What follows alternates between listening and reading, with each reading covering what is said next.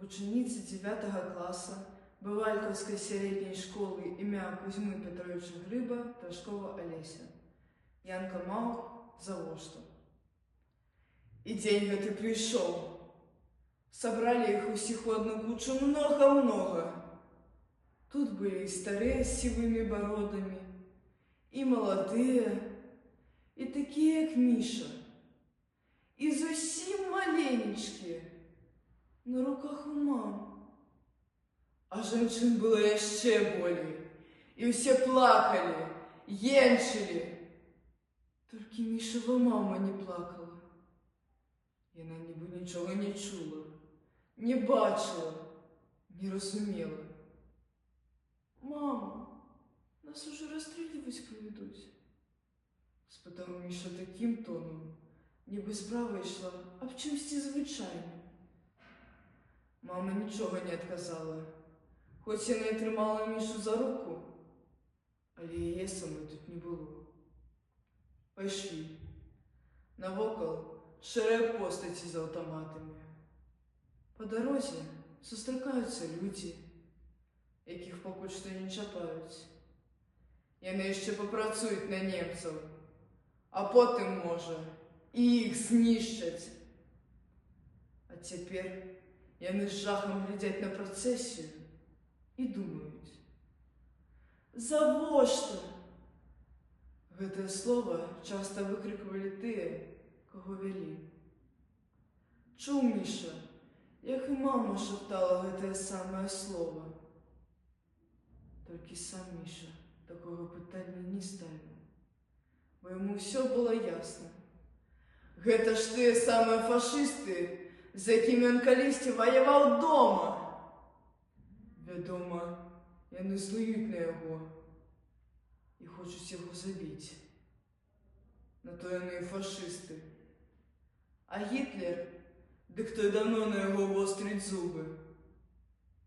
Адзін Міша мог адказаць на пытанне: «Завошта?»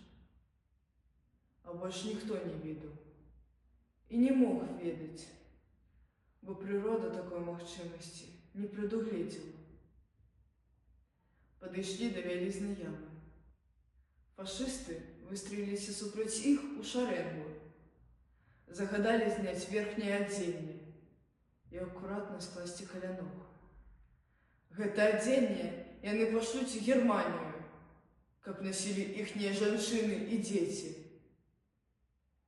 А потым Міша заўважыў, як супраць іх шэрыя постаці наладжвалі кулямёт. Але ўсё гэта было зусім не страшна.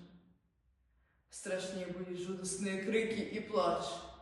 Страшней была вось гэта высокая, худая цётка з распушчанымі рыжымі валасамі у адной сарочцы. На адной руцэ у яе было маленькае дзіця, а другой рукой яна гразіла немцам і праклінала іх. А якія былі яе вочы! Раптам яна зарагатала гучна, дзіка, паказуючы белыя зубы, а потым кінула сваё дзіця ў яму. У тую ж мінуту гэтаксама засмяяўся і заспяваў нехта з другога боку.